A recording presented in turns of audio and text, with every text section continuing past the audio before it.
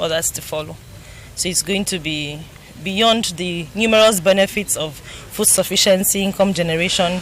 It's going to also serve as a tourism site. It's also going to raise several other entrepreneurs and businesses, agri-businesses all over the state. The governor, during an unscheduled visit to the site, commended the Nta Uyo Local Government Council for the prompt collaboration while reaffirming his commitment to ensure the project spread across the state. It's a model, and if we have a model here, we believe that we can replicate this in other local governments. Even individuals can do that, because it's going to be a place for training rather than sending people to go learn outside.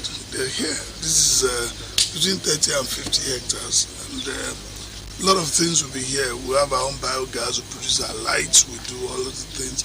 If you've been to Port Novo, you find out that farm promotes tourism. People go there, they stay, healing processes and all of that. So that's what we intend to run here. With this development, Nta Uyo Local Government area has become the first to make land available for this purpose. In Uyo, Kevin Samuel, Nta News. Akwa Ibom State government has reassured its commitments to increasing opportunities and financial support to women as a way of enhancing the state's socio-economic development. The state's deputy governor, Nta Uyo, gave this assurance during a meeting with Akwa Ibom State Steering Committee of Nigeria for Women project held at the Government House, Uyo. Kevin Samuel again reports. The Nigeria for Women project, NFWP, is a strategic partnership between the federal government of Nigeria and the World Bank aimed at addressing barriers to women prosperity as well as building social assets for women economic participation.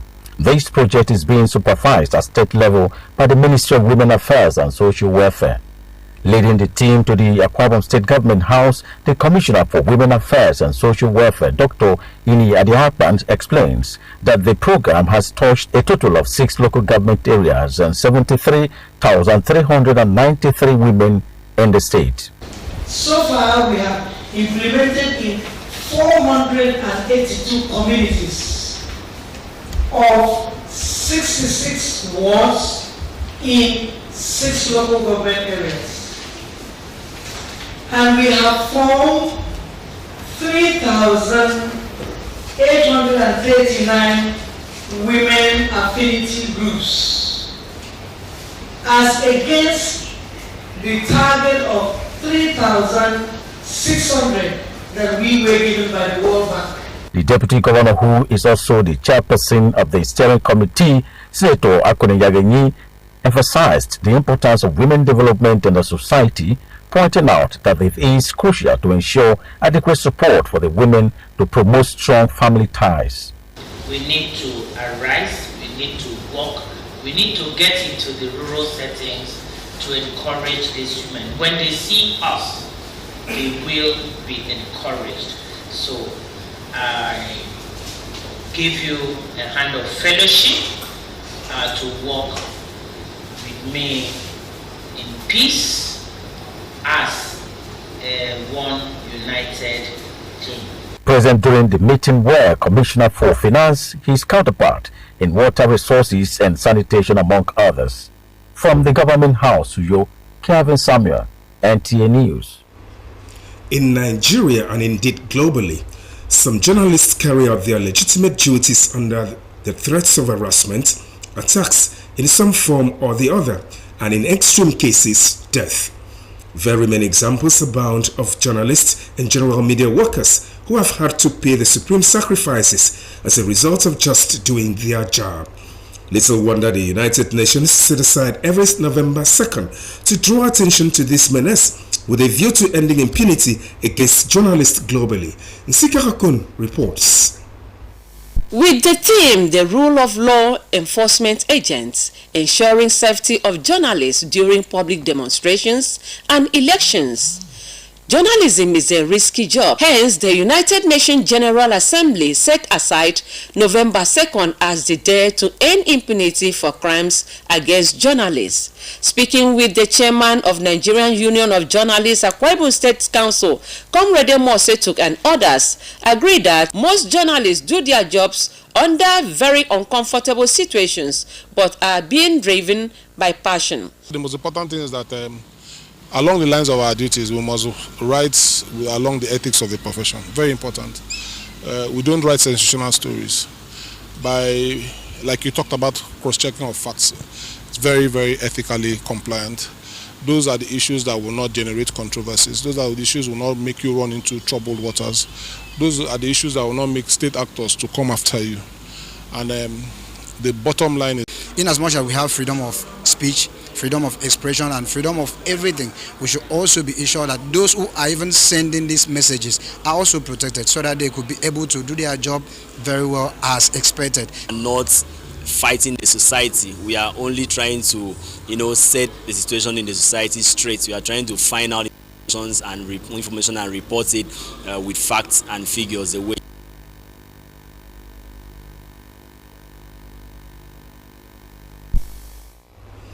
We are sorry about the poor quality towards the end of that report. It is a week and a few days to the off-cycle governorship election in Bayelsa State. And so political observers are urging the electorates not to sell their votes to higher bidders, but vote the candidates of their choice whom they can hold accountable. In this special report, Aya Prezi highlights the impacts of votes trading on governance. Vote trading, popularly referred to as selling and buying of votes before or during elections, is a growing political culture that makes entrance to Nigeria's political lexicon and gained popularity in Africa's largest democracy in recent years. This growing political culture in our nation's democratic environment, which only appeals to and meets the immediate physiological needs of the already impoverished electorate, is an ill wind that will continue to undermine the democratic process, where the highest bidders buy their ways into political offices at the expense of credibility. Observers who frown at this undemocratic political culture are concerned that if not checked, democracy will lose its savor and meaning to the common man, as persons with good intentions and leadership credentials, but without the requisite financial muscles, would never be given the opportunity to access political power. These political watchers further observed will continue to compromise accountability and good governance, as leaders who buy their way to power would not feel accountable to the people anymore, since they have sold their democratic rights and privileges at the polls. They want to go for the money, not for the real thing. They are not going for the real person. So I don't think vote buying is right. I don't think I will encourage anybody to go and sell his or her PVC. But people are doing it. Everybody is free to cast their votes. And I pray that they are going to cast the right votes to the right person. As Bayelsans look forward to November 11 off-cycle governorship polls with great excitement and hopes, observers are consequently urging voters not to trade away their future for immediate gains, as the socio-economic implications of such behavior are grave and far-reaching. Enyenagwa, Aya, Prezi, NG News.